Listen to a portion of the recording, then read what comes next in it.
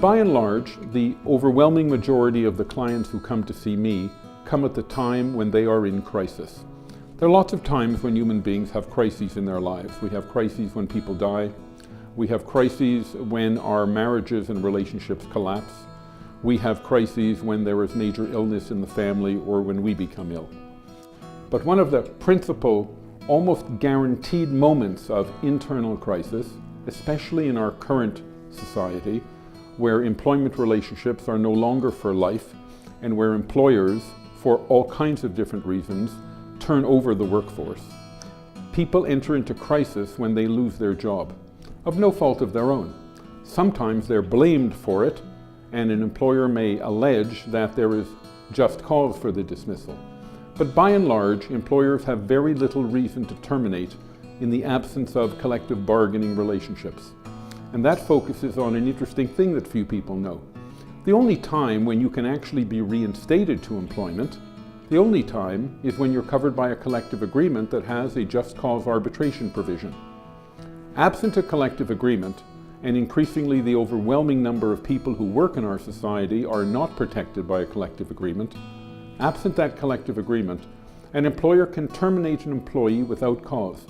And the only recourse the employee has, the only one, is to seek proper and fair compensation for the years of employment, dedication, and commitment which the employee had to the employer.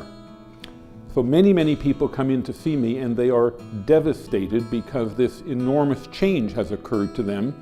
It's out of their control, which makes the devastation experienced even more strenuously.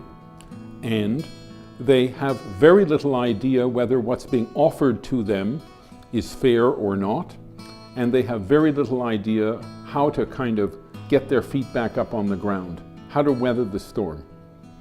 It's in that context that people ought to obtain and receive really good, solid, calm, attentive legal advice. Not everybody comes to see me because they've been fired. Lots and lots of people come to see me because they have a workplace problem. For example, an employee has an affair with her colleague. The affair goes on for a year. At the end of a year, they break up. No sooner do they break up, the colleague, former lover, no longer wants the employee working at that workplace. Why? Because he says to her, "I can't have you working here. You're too much of a temptation for me." The employee is very happy working at that workplace and sees her career progressing at that workplace and doesn't understand, just because she had an affair with the other fellow, why she is the one who is going to be moved, and of course he is in a position of authority. That kind of dilemma, sexual harassment in the workplace, right, is one that is both delicate, right, but that can result in alleviating the problem, getting rid of the guy who's being a bully, and or ensuring that the employee, if she decides she wants to leave, leaves with more of a golden handshake than the employer ever thought about. And sometimes in these situations, the employer never really did anything, in the sense of never had their hand on the problem. In the case that comes to my mind, the employer had no knowledge that their senior manager was having an affair with a junior subordinate. They had no knowledge at all. But that doesn't matter a hoot. What matters is they are liable for the conduct and behavior of their managerial subordinate, and he should not have conducted himself in that fashion. And when he did, they are responsible for his improper behavior.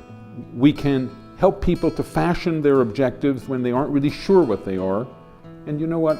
This is a complicated area of law, right? It's not simple. It's not like, did I go through the stop sign? Yes or no. Will the policeman give evidence that I went through the stop sign? And if he does give evidence that you went through the stop sign and you were in the vehicle, you are likely going to be found guilty of going through the stop sign. It's not black and white like that. Everything is in shades of gray and pink and blue and yellow.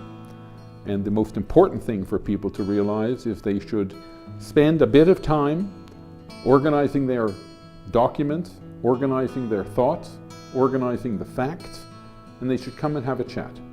And as a result of coming and having the chat, they will leave much better informed than when they walked in.